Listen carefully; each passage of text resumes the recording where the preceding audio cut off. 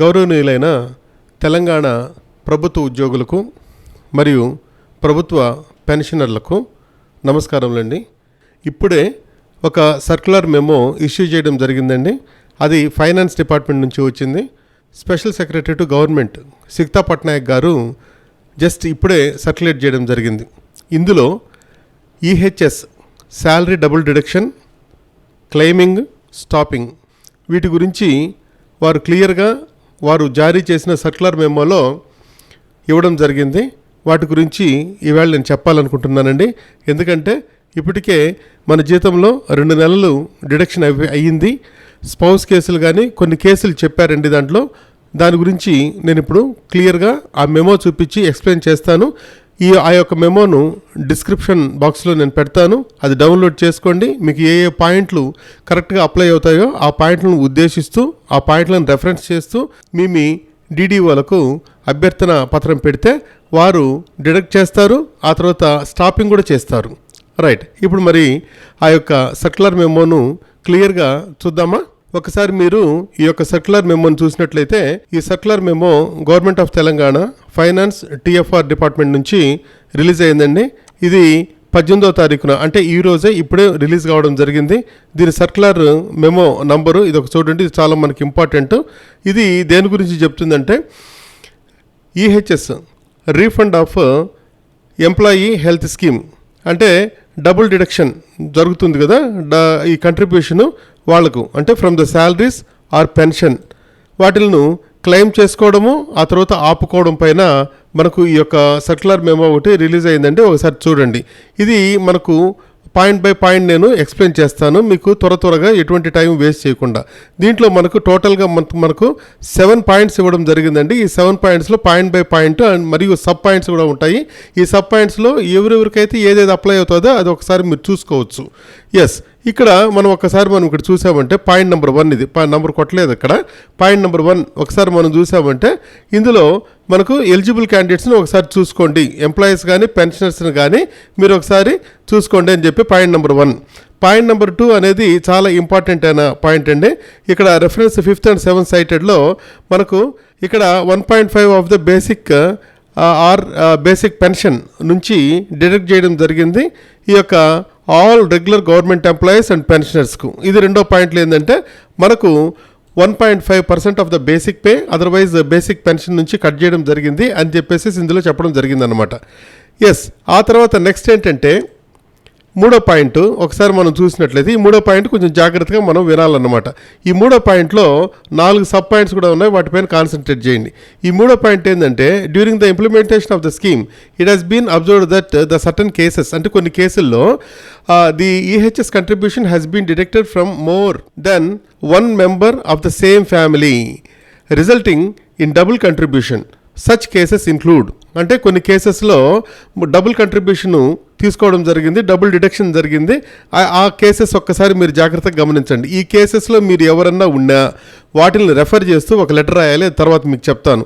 First case ఏంటి? Both husband and wife or serving as regular state government employees. ఇద్దరు government ఉద్యోగస్తులు అయితే ఇద్దరి దగ్గర నుంచి కట్ చేయడం జరిగిందని అంటాం. మేలోను జూన్లోను. ఇంకా జూలైలో జాగ్రత్తగా ఉండండి. మనకు బిల్స్ తయారు చేసేదానికి టైం అయిందన్నమాట. బిల్స్ చేయకుండా చేయండి. ఆ తర్వాత వచ్చేసేసి ఆ 2 డిడక్షన్స్ కూడా మనం క్లెయిమ్ చేసుకోవాలి. సో ఫస్ట్ కేసు క్లియర్గా మీకు అర్థమైపోయింది. అంటే ఇద్దరు రెగ్యులర్గా స్టేట్ గవర్నమెంట్ ఎంప్లాయీస్ అయితే. ఇది చూడండి రెండవది. 1 spouse is serving government employee. ఒకరు గవర్నమెంట్ ఎంప్లాయీ అయినప్పుడు అంటే మన స్పౌస్ ఒక జీవిత భాగస్వామి. While the other is pensioner or family pensioner. రెండో వాళ్ళు ఏంటంటే పెన్షనర్ కావచ్చు, అలా కాకుండా ఫ్యామిలీ పెన్షనరు కావచ్చు. ఫ్యామిలీ పెన్షనర్ అంటే ఏంటంటే భర్త కానీ భార్య కానీ జీవిత భాగస్వామి ఎవరైనా చనిపోతే వాళ్ళకి ఫ్యామిలీ పెన్షన్ ఇస్తారు. సర్వీస్ పెన్షన్ ఏంటంటే మనం రిటైర్ అయిన తర్వాత వచ్చే పెన్షన్ ఏమంటామంటే సర్వీస్ పెన్షన్ అంటాము. ఒక ఉద్యోగి కానీ ఒక పెన్షనర్ కానీ చనిపోతే మిగిలిన ఉన్న ఎలిజిబుల్ జీవిత భాగస్వామికి ఇచ్చే పెన్షన్ ఏమంటామంటే ఫ్యామిలీ పెన్షన్ అంటాం. గుర్తుపెట్టుకోండి. ఆ విధంగా రెండిట్లో ఉన్న 2 డిడక్ట్ అవుతాయి కాబట్టి అదొకటి గమనించగలరు. ఇక మూడో పాయింట్ తీసుకున్నామంటే various state government pension is drawing both service pension and family pension. కొంతమంది పెన్షనర్స్ ఏం చేస్తారంటే వాళ్ళు సర్వీస్ పెన్షన్ తీసుకుంటుంటారు, వాళ్ళ జీవిత భాగస్వామి చనిపోవడం వల్ల వాళ్ళకు ఫ్యామిలీ పెన్షన్ వస్తుందన్నమాట. అప్పుడు ఇటువంటి వ్యక్తులు కూడా 2 సార్లు డిడక్ట్ కావడం జరుగుతుంది. ఇది 3వ కేసు. 4వ కేసు ఏంటంటే any other similar case where double EHS contribution have been deducted. ఇంకా ఇవి కాకుండా ఇంకా ఏ సిమిలర్ కేసు అయినా ఒకే కుటుంబంలో 2 ఉద్యోగస్తులైనప్పుడు లేకపోతే ఇద్దరి దగ్గర నుంచి ఈహెచ్ఎస్ డిడక్ట్ అయినప్పుడు మీరు క్లెయిమ్ చేసుకోవాలి. ఈ 4 కేసులు జాగ్రత్తగా గమనించండి. అర్థమైంటుంది అనుకుంటాను. అర్థం కాకపోతే మీరు కామెంట్లో పెట్టండి, నేను క్లియర్ చేస్తాను మీకు. Okay, yes. ఆ తర్వాత నెక్స్ట్ పాయింట్కి మనం వచ్చామంటే ఇక్కడ చూడండి, this is the 4th point. ఈ 4th పాయింట్ ఒకసారి చదివితే government after careful examination of the matter, అంటే ఇటు డబుల్ డిడక్షన్స్ చూసి have decided to provide a mechanism for refund of double contribution deducted in such eligible cases. అంటే పైన 4 కేసులు చెప్పారు కదా, those are called eligible cases. ఈ ఎలిజిబుల్ కేసెస్ నుంచి మనము ఆ డిడక్షన్ ఆపడము, ఆ తర్వాత వచ్చేసేసి తీసుకున్న 2 నెలల కంట్రిబ్యూషన్ను రివర్స్ చేసేదానికి ఒక పర్ఫెక్ట్ మెకానిజాన్ని గవర్నమెంట్ తయారు చేయడం జరిగింది. The following procedure shall be, ఆ ప్రాసెస్ ఏంటంటే రిఫండింగ్ ప్రాసెస్, క్లెయిమ్స్ ఏ విధంగా ఉంటాయంటే ఇక్కడ కింద చూడండి, ఇక్కడ ఏ అని బి అని 2 ఇచ్చారు. ఏ వచ్చేసేసి రెగ్యులర్ గవర్నమెంట్ ఎంప్లాయీస్ దగ్గర నుంచి ఏ విధంగా మనము క్లెయిమ్ చేయాలి అంటే డబ్బులు వాళ్ళకి ఇచ్చేసేయాలి ఆ 2 నెలలది. అలా కాకుండా పెన్షనర్స్ దగ్గర నుంచి వీళ్ళు డిడక్ట్ అయ్యింటే పెన్షనర్స్కి ఏ విధంగా చేయాలి, ప్రాసెస్ ఏంటి అని చెప్పేసి ఇక్కడ చెప్పడం జరిగింది. జాగ్రత్తగా గమనించండి. రైట్, ఇక్కడ నెక్స్ట్ మనం ఇక్కడ ఫస్ట్ ఏం చేస్తామంటే రెగ్యులర్ గవర్నమెంట్ ఎంప్లాయీస్లో డబుల్ డిడక్షన్ అయినప్పుడు చూడండి కొన్ని ఏబిసిడి అని చెప్పి సబ్ పాయింట్స్ ఇవ్వడం జరిగింది. ఇక్కడ ఫస్ట్ ఏ దాంట్లో మీకు ఇంపార్టెంట్గా చెప్పేస్తాను నేను. The employee shall submit an application. ఇప్పుడు చూడండి, 2 గవర్నమెంట్ ఎంప్లాయీ అయినప్పుడు నేను చెప్పే విధానం ఏంటంటే 2 గవర్నమెంట్ ఎంప్లాయీ అయినప్పుడు మనం ఏం చేయాలి, ఒక అప్లికేషన్ మనము సబ్మిట్ చేయాలి along with the prescribed documentary evidence. ఈ డాక్యుమెంటరీ ఎవిడెన్స్ అంటే ఏంటంటే including proof of the spouse employment, అంటే ఆ జీవిత భాగస్వామి ఎక్కడ పనిచేస్తున్నారు ఆ ప్రూఫ్ ఒకటి పెట్టాలి. ఒకవేళ పెన్షనర్ అయితే ఆ పెన్షన్ డీటెయిల్స్ పెట్టాలా, తర్వాత హెల్త్ కార్డ్ ఐడి పెట్టాలి, ఆ తర్వాత ఎనీ అదర్ సపోర్టింగ్ ఆ డాక్యుమెంట్స్. ఇవి మీరు తప్పనిసరిగా మీ యొక్క డీడీఓకు మనం సబ్మిట్ చేయాలి. ఇంకా డీడీఓ అంటే ఏంటంటే మీకు జీతాలు ఎక్కడెక్కడ శాంక్షన్ అవుతాయో దానికి జీతాల బిల్లుల్లో ఎవరైతే సంతకాలు పెడతారో వాళ్ళే మనకు డీడీఓలు. ఆ డీడీఓ గారికి మనము ఈ ప్రూఫ్స్ అంతా ఇవ్వాలి. మళ్ళీ ఒకసారి చెప్తున్నాను, స్పౌస్ యొక్క డీటెయిల్స్ అదేంటంటే employment details or pension details, తర్వాత health card details and other supporting orders, ఇంకేమైనా సపోర్టింగ్ ఆర్డర్స్ ఏమన్నా ఉంటే అది ఇవ్వాలి. తర్వాత బి పాయింట్ అంటే ఏలో రెగ్యులర్ గవర్నమెంట్ ఎంప్లాయ్ అయితే ఏమేం చేయాలని దాంట్లో ఏ వచ్చింది.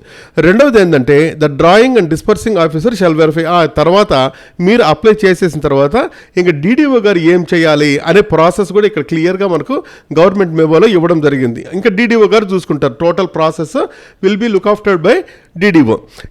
Then here the drawing and dispersing officer shall verify the particulars furnished by the employee. మొత్తము మీరు ఇచ్చిన డాక్యుమెంట్స్, మీరు ఇచ్చిన అప్లికేషను, మీరు ఇచ్చిన ప్రూఫ్ ఇవన్నీ ఆ డీడీఓ చూస్తారనమాట. చూసి ఆ తర్వాత రెలవెంట్ సర్వీస్ రికార్డ్స్ అన్నింటినీ ఆయన సపోర్టింగ్ డాక్యుమెంట్ ఎవిడెన్స్ తీసుకొనేసి ఎస్టాబ్లిష్ ద రీఫండ్. ఆ తర్వాత వచ్చేసేసి దాన్ని ఏ విధంగా ఎస్టాబ్లిష్ చేయాలి ఇది ఓకే అనుకున్న తర్వాత ఆయన ప్రాసెస్ స్టార్ట్ చేసుకుంటారు డీడీఓ గారు. ఓకే, ఆ తర్వాత నెక్స్ట్ మనమే 4th సి పాయింట్ చూడండి. అపాన్ సాటిస్ఫాక్టరీ వెరిఫికేషన్ అంటే డీడీఓ గారు సాటిస్ఫై అయిన తర్వాత the DDO shall process the claim and prepare the submit a supplementary bill. మనకు సప్లిమెంటరీ బిల్ ప్రిపేర్ చేస్తారన్నమాట.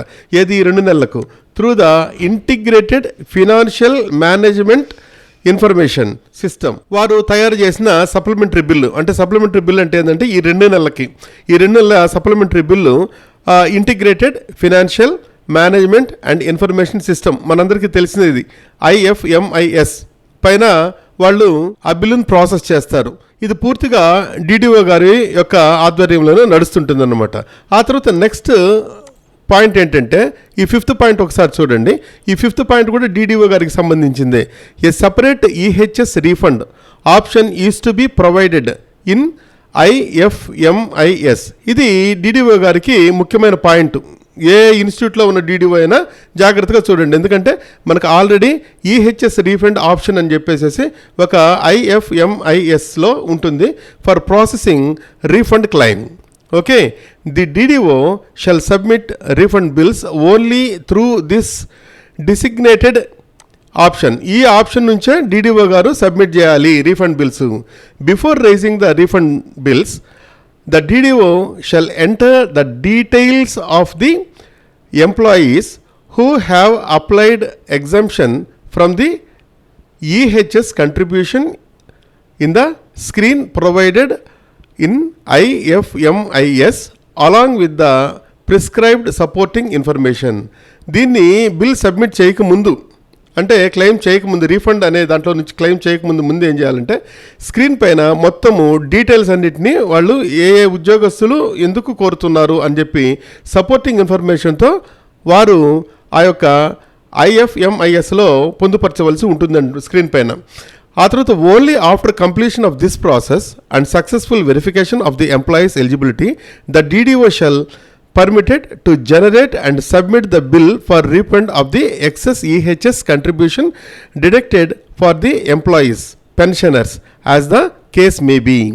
ఇది DDO గారు చేయాల్సిన విధానం అన్నమాట. ఇదంతా టోటల్గా ఇప్పుడు this total process is related to the DDO గారు. ఓకే, ఇది గవర్నమెంట్ ఎంప్లాయీస్. మరి పెన్షనర్లు అయితే మనం ఏం చేయాలా, మనం ఎవరికి ఇవ్వాలి పెన్షనరు అని ఒకసారి మనం చూసినట్లయితే పెన్షనర్స్ కానీ ఆ తర్వాత ఫ్యామిలీ పెన్షనర్స్ కానీ ఏం చేయాలి, వాళ్ళు కూడా ఒక అప్లికేషన్ ఇవ్వాలన్నమాట. Along with the prescribed supporting documents. ఇంతకుముందు ప్రిస్క్రైబ్డ్ సపోర్టింగ్ డాక్యుమెంట్స్ ఏమున్నాయో అవన్నీ మీకు పైన చెప్పడం జరిగిందనమాట. To the concerned treasury office or pension payment office from where they are drawing their monthly pension. మనం పెన్షన్ ఎక్కడి నుంచి ఇస్తున్నారు అనేది మనకు ఆ ట్రెజరీ ఆఫీసరే మనకు DDO. ఆ DDOకి మనం సబ్మిట్ చేయాలన్నమాట. ఏది డబుల్ డిడక్షన్ జరుగుంటే, ఎప్పుడైతే డబుల్ ఎంప్లాయ్ అయ్యి డబుల్ డిడక్షన్ జరుగుతుందో వీళ్ళు మాత్రమే చేయాలన్నమాట. పెన్షనర్స్ అయితేనేమి, ఆ తర్వాత వచ్చి గవర్నమెంట్ రెగ్యులర్ ఎంప్లాయీస్ అయితేనేమి. రెండో పాయింట్ చూడండి ఇక్కడ, the treasury officer or pension payment officer shall verify the claim with reference. వాళ్ళు కూడా సేమ్ మనకు DDO ఏ విధంగా చేస్తారో అదే విధంగా ట్రెజరీ ఆఫీసర్ కూడా చేస్తారు, మొత్తం చెక్ చేసుకుంటారు. ఆ తర్వాత వెరిఫికేషన్ చేసిన తర్వాత ట్రెజరీ ఆఫీసర్ ఏం చేస్తారంటే shall prepare and submit the refund bill through the same. ఇది కూడా సేమ్ ఈ యొక్క IFMIS ద్వారానే చేస్తారు, పేమెంట్స్ ఎలిజిబుల్ చేస్తారనమాట. ఆరో పాయింట్ ఏంటంటే the drawing and disbursing officer, the pension payment officer, వీళ్ళిద్దరూ ఏం చేస్తారంటే shall ensure that no further, ఇది ఇంపార్టెంట్ అండి, బాగా గుర్తుపెట్టుకోవాలి DDOs. ఆ తర్వాత పెన్షన్ ఆఫీసర్స్ కూడా అక్కడ నుంచి ఈ 2 నెలలు డిడక్ట్ చేసేసి సపరేట్ బిల్లు సప్లిమెంటరీ బిల్ చేసిన తర్వాత ఫర్దర్ మళ్ళీ డబుల్ కంట్రిబ్యూషన్ జరగకూడదు. అంటే ఎప్పుడు ఈ జూలై నెలలో జరగకూడదు. కాబట్టి మనం ఇమీడియట్గా రేపు పొద్దున్నే మీరు వెళ్ళి ఆ తర్వాత వచ్చే అప్లికేషన్ ఇచ్చేసేయండి. ఎందుకంటే మళ్ళీ బిల్ తయారు చేస్తే కష్టం అవుతుంది, మనపైన దోసేస్తారు. The responsibility shall rest the DO concern. ఇదంతా టోటల్ రెస్పాన్సిబిలిటీ టోటల్గా DDO గారిదే. ఎందుకంటే మనము వాళ్ళకు మన సపోర్టింగ్ డాక్యుమెంట్స్తో ఎవిడెన్స్తో మనం DDO గారికి సబ్మిట్ చేయడమే, మిగిలిందంతా DDO గారు చూసుకుంటారు. In the event of any double or excess deduction occurring subsequently, అంటే జూలై నెల నుంచి ఇంకేదన్నా డబుల్గా జరిగింది అనుకుందాం కాసేపు, that is nothing but negligence, ఆ తర్వాత omission or failure on the part of the DDO. Such lapses shall be viewed seriously. ఇది జాగ్రత్తగా ఉండాలి మనం. కాబట్టి ఎవరెవరైతే ఎలిజిబుల్ ఉన్నారో వాళ్లకు డిడక్ట్ చేయాలి, ఆ తర్వాత సప్లిమెంటరీ బిల్ చేయాలి, ఆ తర్వాత నెక్స్ట్ మంత్ నుంచి అసలు ఇంకా ఈ బిల్లులో ఇంకా కట్ చేయకూడదు. కాబట్టి మీరంతా వీటినంతా గమనిస్తారని చెప్పేసి ఉద్యోగులు అయితేనేంటి, పెన్షనర్లు అయితేనేమి, ఆ పెన్షనర్స్లో ఫ్యామిలీ పెన్షనర్స్ అయితేనేమి, సర్వీస్ పెన్షనర్స్ అయితేనేమి, మన DDO గారి దగ్గరికి లేని పరిస్థితుల్లో ట్రెజరీ ఆఫీసర్ దగ్గరికి వెళ్ళి మనము సబ్మిట్ చేసుకోవాల్సిన బాధ్యత మనది. సబ్మిట్ చేసుకున్న తర్వాత మనకు న్యాయం చేయాల్సిన బాధ్యత ట్రెజరీ ఆఫీసర్లది, అదేవిధంగా DDO గారిది. ఈ యొక్క వీడియో మీకు నచ్చినట్లయితే దయచేసి నా యొక్క ఛానల్ని సబ్స్క్రైబ్ చేయండి. నా ఛానల్ ఇంగ్లీష్ విత్ SDRP. మీరు సబ్స్క్రైబ్ చేయండి, లైక్ చేయండి, షేర్ చేయండి. ఏమైనా డౌట్లు ఇస్తే కామెంట్లో పెట్టండి, ఇమీడియట్గా నేను మీకు రెస్పాండ్ అవుతున్నాను కదా. కాబట్టి మీరు ఎటువంటి సంకోచం లేకుండా మీకు డౌట్లు ఉంటే నా కామెంట్ బాక్స్లో పెట్టండి. Definitely I will clarify your doubts. Thank you very much.